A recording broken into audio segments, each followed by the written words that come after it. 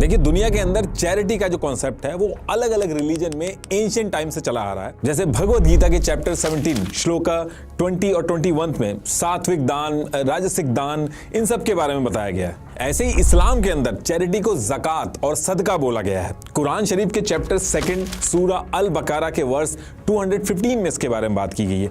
Chapter सूरा अल इमार के verse 134 में इसके बारे में बात की गई। और आप स्क्रीन पे जो आयत देख रहे हैं, इन सब में चैरिटी के बारे में बताया गया। और ये सारी चीजें मैं इसलिए बता रहा हूं क्योंकि इनका लिंक जो है वो कहीं ना कहीं वक्फ का जो सिस्टम है उससे लिंक है। तो इस्लाम के अंदर चैरिटी के साथ साथ एक और चीज है जिसके बारे में बहुत बार बात की गई है, वो है कॉन्टिन्यूअस चैरिटी। इसको इस्लाम में सदकाए जरिया बोला जाता है।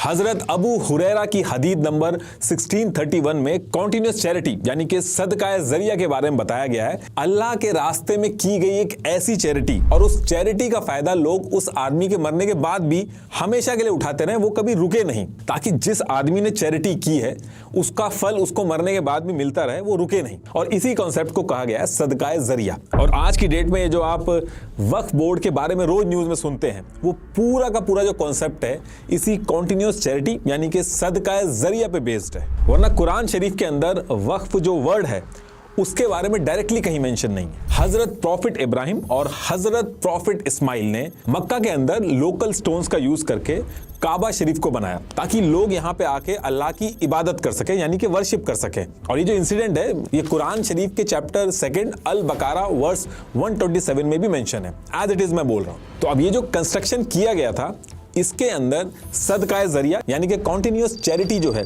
इसके दोनों प्रिंसिपल फॉलो हो रहे थे। पहला, इसको अल्लाह की राह में डेडिकेट किया गया, और दूसरा, आज की डेट तक लोग यहाँ पे आके वर्शिप करते हैं। और यही रीजन है कि काबा शरीफ को लोग सदकाए जरिया यानी कि कॉन्टिन्यूअस चैरिटी कंसीडर करते हैं। और काबा शरीफ को ही दुनिया के अंदर लोगों ने पहला वक्फ माना। अब आपका ये क्वेश्चन हो सकता है कि वक्फ जो वर्ड है उसका क्यों यूज किया गया, कुछ और क्यों नहीं बोला गया? तो थोड़ा सा वेट करिएगा, अभी एक एक चीज आपको समझ में आ जाएगी। बाकी कुछ हिस्टोरियन बिरकत हबास जो कि एक तालाब है उसको भी पहला वक्त मानते हैं, लेकिन मोस्टली जगह अगर आप सर्च करोगे तो काबा शरीफ को ही पहला वक्त माना गया है। बाकी ये जो चीजें मैं आपको बता रहा हूँ इसको आप अगर सर्च करोगे तो कई कई जगह पे दो पॉइंट ऑफ व्यू मिलेंगे। तो जो सबसे ज्यादा फेमस है वो मैंने उठाए हैं और वही मैं आपको बताऊंगा इसमें। तो अब जब ये पहला इंसिडेंस हुआ कॉन्टिन्यूअस चैरिटी यानी कि सदकाए जरिया का, तो ये बहुत ही एक फेमस एग्जाम्पल बन के आया लोगों के सामने। और इस टाइम तक वक्फ जो वर्ड था वो उतना ज्यादा यूज नहीं हो रहा था, तो हर जगह पे सदकाए जरिया जो है वही बोला जा रहा था। तो अब इसके बाद करीब 2 से 2,500 साल बाद यानी कि ईयर 634 AD के आसपास एक ऐसा इंसिडेंट होता है जिसकी वजह से ये जो सदकाए जरिया का जो कॉन्सेप्ट है यानी कि कॉन्टिन्यूअस चैरिटी का जो कॉन्सेप्ट है ये पूरे मिडिल ईस्ट के अंदर दूर दूर तक फेमस हो जाता है। और ये जो इंसिडेंट है इसके बारे में किताब अल शुहद के चैप्टर 54 की हदीस 24 का रेफरेंस आज भी लोग देते हैं जब भी वक्फ की बात उठती है। तो होता क्या है कि इस टाइम पे सेकंड कैलिफ हजरत उमर ये हजरत प्रॉफिट मोहम्मद के पास जाते हैं और उनसे कहते हैं कि देखिए खैबर में मेरे पास एक बहुत ही अच्छी लैंड है, तो मैं इस लैंड को बहुत ही ज्यादा अच्छे काम में अगर यूज करना चाहूं तो वो क्या होगा। तो उस टाइम पे हजरत प्रॉफिट मोहम्मद इनसे कहते हैं कि इसको तुम सदकाए जरिया कर दो, ऐसा करने से तुम्हारे बाद भी लोगों को लैंड से फायदा होगा। मतलब कि तुम इस लैंड को प्राइवेट यूज से रोक के अल्लाह के नाम पे सदकाए जरिया कर दो। इससे होगा ये कि इस लैंड को ना तो सेल, ना गिफ्ट, ना डोनेट, ना ही विरासत में किसी को दिया जा सकेगा, और इस लैंड को सिर्फ पब्लिक वेलफेयर में यूज किया जाएगा। मतलब कि इस लैंड से जो भी प्रॉफिट होगा उसे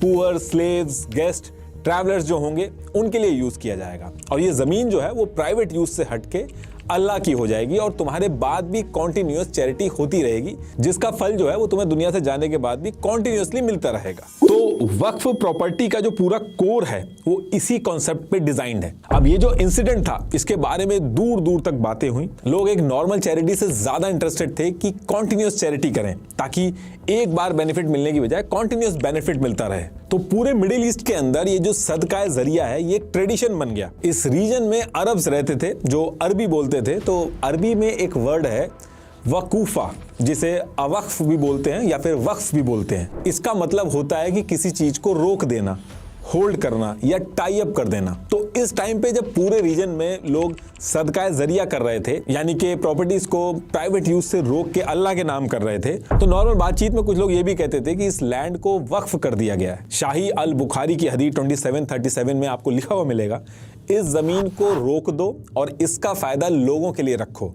तो ये जो रोक दो वर्ड है, कुछ लोगों ने इसको ही वक्फ कर दो से जोड़ा। तो इसके बाद आने वाले 20 से 25 साल तक पूरा ये जो रीजन था मिडिल ईस्ट का, यहाँ पे सदका जरिया यानी कि कॉन्टिन्यूस चैरिटी जो थी वो बहुत ज़्यादा फेमस हो गई थी, ट्रेडिशन की तरह यूज़ हो रही थी।